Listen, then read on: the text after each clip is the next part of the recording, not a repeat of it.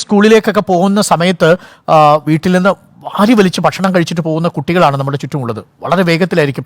പ്രത്യേകം രക്ഷിതാക്കൾ ശ്രദ്ധിക്കണം, പാടില്ല. അടിമാലിയിൽ പള്ളപ്പറമ്പിൽ സോജന്റെ മകൾ ജോവാന മരിച്ചത് അങ്ങനെ ഒരു ഘട്ടത്തിലാണ്. അപ്പോൾ അതുകൊണ്ട് സ്കൂളിലേക്കൊക്കെ പോകുമ്പോൾ ധൃതിക്ക് ഭക്ഷണം കഴിച്ചു പോവുക, അതേപോലെ ഭക്ഷണം വായിലിട്ടിട്ട് എന്തെങ്കിലും വായിക്കാൻ ശ്രമിക്കുക, സംസാരിക്കാൻ ശ്രമിക്കുക. ഇതൊന്നും നിങ്ങളുടെ കുട്ടികളെ നിങ്ങൾ പ്രോത്സാഹിപ്പിക്കരുത്. നിങ്ങളുടെ പ്രിയപ്പെട്ട കുഞ്ഞുങ്ങൾ, നമ്മുടെ കുഞ്ഞുങ്ങൾക്ക് മരണം വരെ സംഭവിക്കാം. അതുകൊണ്ട് ഇത് ശ്വാസകോശത്തിലേക്ക് പോകാനുള്ള സാധ്യത കൂടുതലാണ്. അതുകൊണ്ട് ഭക്ഷണം കഴിക്കുമ്പോൾ കുട്ടികളോട് ആ ഭക്ഷണം കഴിക്കേണ്ട രീതിയെക്കുറിച്ച് നിങ്ങൾ പറയണം. സംസാരിക്കരുത്, പാട്ട് പാടരുത്, മറ്റൊന്നും ചെയ്യരുത്. ആ സമയത്ത് വളരെ സൂക്ഷ്മമായിട്ട് കഴിക്കുക. കുഞ്ഞുങ്ങളുടെ ശ്വാസകോശത്തിലേക്ക് ഇത് പോയാൽ തിരിച്ചെടുക്കൽ ബുദ്ധിമുട്ടായിരിക്കും.